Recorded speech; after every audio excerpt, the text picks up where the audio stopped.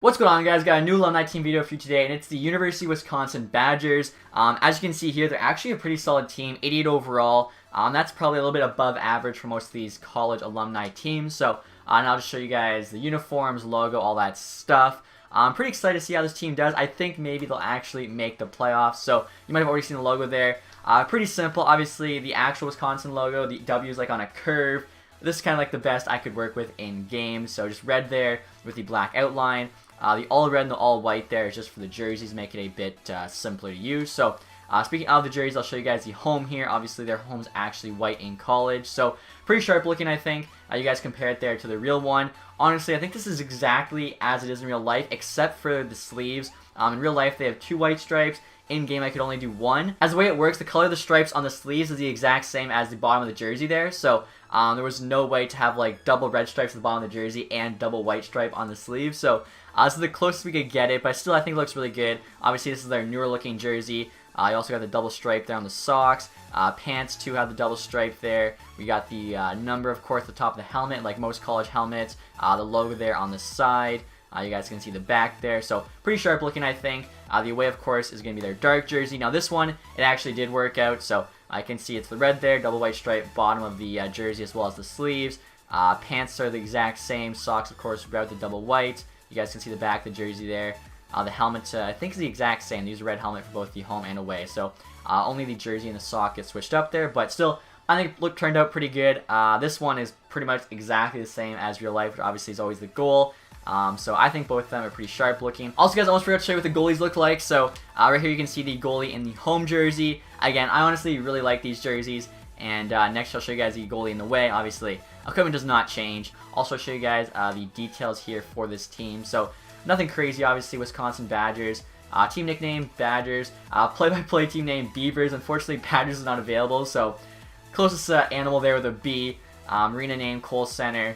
All that other stuff doesn't really matter, but I figured I'd give you guys a look. And for the franchise mode, guys, we're going to be subbing out the Vancouver Canucks. Obviously, Wisconsin needs to be in the Western Conference, and Vancouver there is the lowest rated. And right here's your first look at the Wisconsin Badgers hockey team. At the bottom there, you can see top players, Ryan Suter, Ryan McDonough, and Joe Pavelski. So, pretty good veteran core. And like I was saying, we subbed out the Vancouver Canucks, but Wisconsin is definitely a Central team. So, if they go to the Central, I guess we probably have to send, I don't know, Colorado there to Pacific. I think Colorado's the most Western of all the current Central teams. So, a pretty tough division there, not going to lie. We're the lowest rated at 88. We are not the lowest rated in the NHL, of course. That's Ottawa.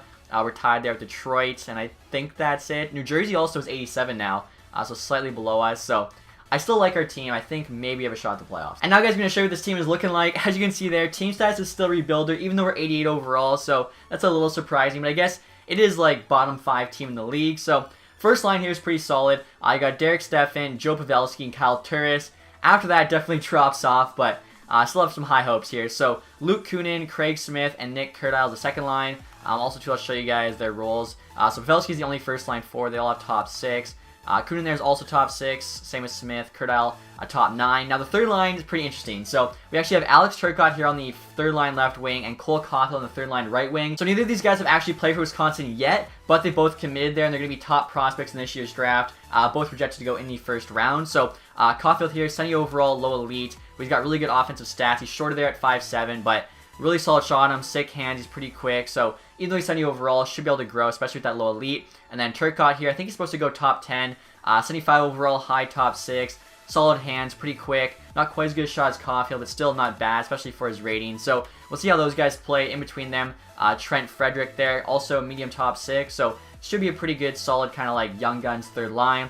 Fourth line here, we have Jack Skilly, Ben Street, and Michael Murch. So pretty good like shutdown fourth line. Now defense is definitely the strongest part of this team. You guys already saw Ryan Suter and Ryan McDonough. A pretty sick top pair. Even the second pair there, you got Justin Schultz and Jake Gardner. It's going to be a very risky second pair. I can definitely see them scoring a lot as well as getting scored on a lot because both those guys are pretty aggressive defensemen. And then the bottom pair there is not too bad either. You got Jake McCabe and Brendan Smith, so should be decent at least for a third pair. Then in goal here you have Brian Elliott as the starter, so not too bad of a starter. The backup though is terrible. No offense here to Kyle Hayton, but 52 overall. He's the only other Wisconsin alumni goalie in this game, so have to use him as the backup. Hopefully Elliott plays like 65 games plus. Now, Hayton does have AHL starter potential, so it could get to like a 60 maybe, but the games that he's starting are pretty much going to be a write-off for us. So again, hopefully Elliott gets most of the starts. Also going to show you guys the special teams here. So first power play unit, obviously pretty solid. Schultz there is basically the only difference between the starting lineup opposed to McDonough. And then the second unit here, again, trying to use those young guns. So we have Caulfield and Turcotte both, hoping if they have good seasons, they can grow a lot, obviously help this team out. Four-man power play there, just our best players. Penalty kill there, pretty much the same thing. Same with the three-man penalty kill. I think Pavelski's on every single special team, plus he's our first-line center, so he does have 87 endurance. Hopefully, he doesn't get too tired out there, but definitely our best player by far. Good offensively and defensively. Obviously, we have to utilize that. Also, guys, totally forgot to show you, we have a few scratch players too. So first one here is Cody Golubeff, 73 overall D-man, didn't quite make the top 6. Cameron Hughes there, 70 overall. I don't believe he has any relation to Jack or Quinn Hughes. And then Matthew Ford there, 72 overall. So he's a bit higher than Cole Caulfield, but 34 years old. He's going to keep getting worse probably, where Caulfield should grow this season. We'll see what happens with that. Also, I'll show you guys the captains here. So alternate captain, I think, is Pavelski. You guys can have a look there at him rocking his Wisconsin jersey and the A. Then on the captaincy, Ryan Suter there is the captain, so you guys can see him there with the C. And then McDonough there is our other alternate. So as always, just kind of like the 3 best players. Also show you guys this team's ratings, offense, defense, and goaltending. So right there in the schedule, you can see Chicago, Minnesota, next 2 games. I'm guessing if Wisconsin was an NHL team, Chicago, Minnesota would be the 2 biggest rivals. Probably Minnesota slightly more than Chicago. So 86 offense, 93 defense, 84 goaltending. So the good thing is we have really good defense, which will help out when we have that crappy backup in net. Offense is good enough to hopefully hold its own, especially if we do ride that top 6, especially that first line. And then, of course, defense, like I said, is the strong suit of this team. Again, another look there at Suter rocking the C. Honestly, I really like the jersey. I think they're quite sharp. So we'll get started here with the sim.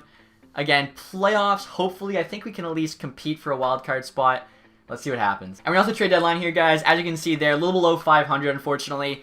25, 29, and 8. I have a feeling playing in the Central Division probably isn't helping us.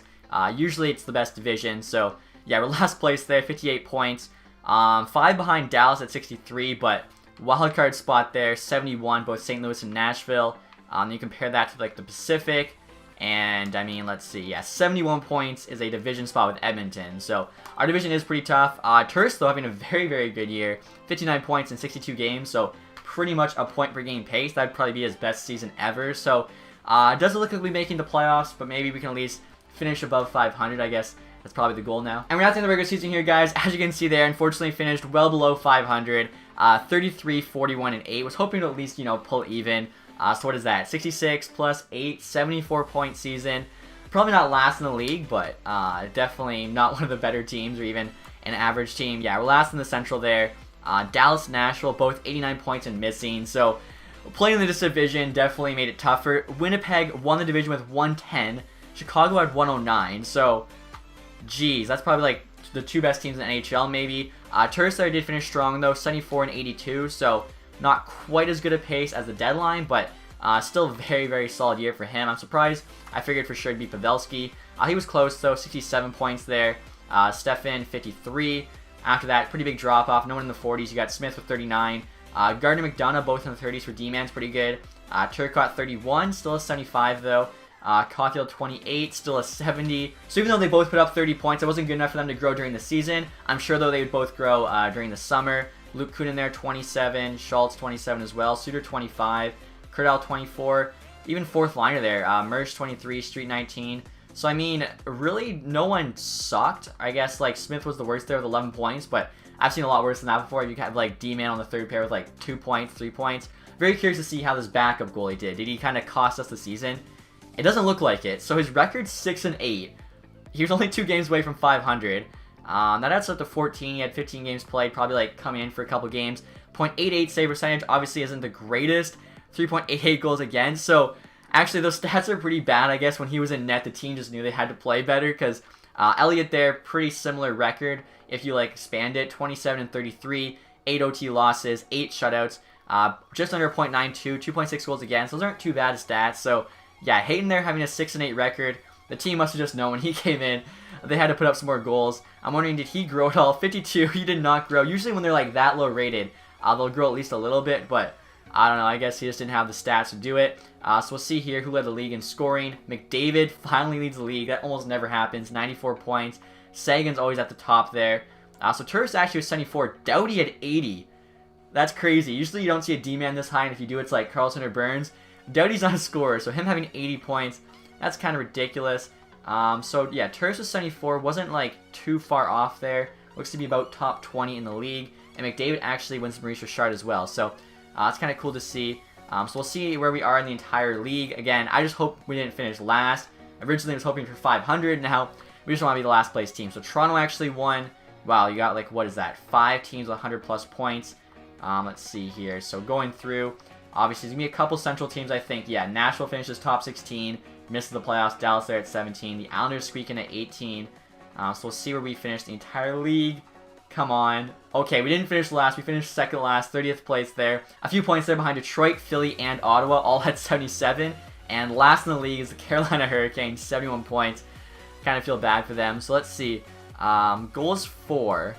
We had 203, so looks like it's probably going to be one of the lower ones, if not the lowest. Okay, no, it's not the lowest, but we definitely were lower.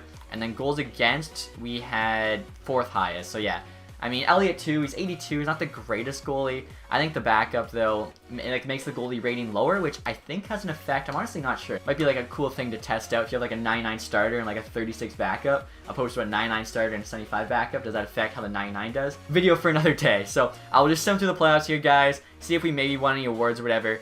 Unfortunately, yeah, didn't get last, but second last is definitely worse than I thought we'd do. And the draft results are in, guys. Carolina there is picking first overall, so at least that's good.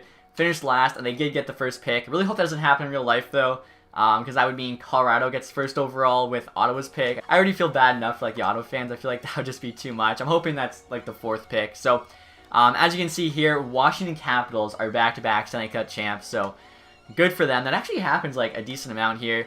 So we'll take a quick look at the playoff tree, see who they went through. They actually played the Devils there first round, beat them in 7, then the Penguins in 6, swept the Lightning. Now that's surprising. And then Chicago Blackhawks, also surprised to see them there. They beat in 5. I see Columbus there got swept by the Penguins. I feel bad for them. Seem to always get beat by the Penguins in the playoffs. So take a look at the awards now. Again, hopefully we just got like some random award. Already know all the team awards there. So player awards, McDavid with the Art Ross. We know that. He also got the Hart. Doughty there, James Norris. He put up 80 points this season somehow. So, I mean, makes sense. He'll get that. Sagan, Lady Bing. Calhoun actually with the Calder. Obviously, no Peterson.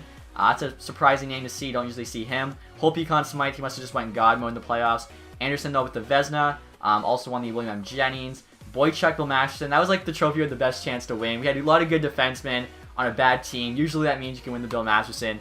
So probably don't win one. Stall there, Selke. I guess maybe Pavelski could have won that. McDavid, Ted Lindsay. McDavid also got the Maurice Richard. So McDavid just cleaned up in this sim. Unfortunately, though, for him, I don't think the Oilers even made the playoffs. Let me just double check on that. So, yeah, they did not. Very true to real life, I guess. But that's going to be it, guys, for this one. Unfortunately, didn't do as well as we thought they would, but that's okay. Always cool just to see how these teams do in the sim. Hopefully you enjoyed it. If you did, leave a thumbs up. If you guys aren't subscribed yet, please do that. And as always, guys, thank you for watching. Have a nice day. Goodbye.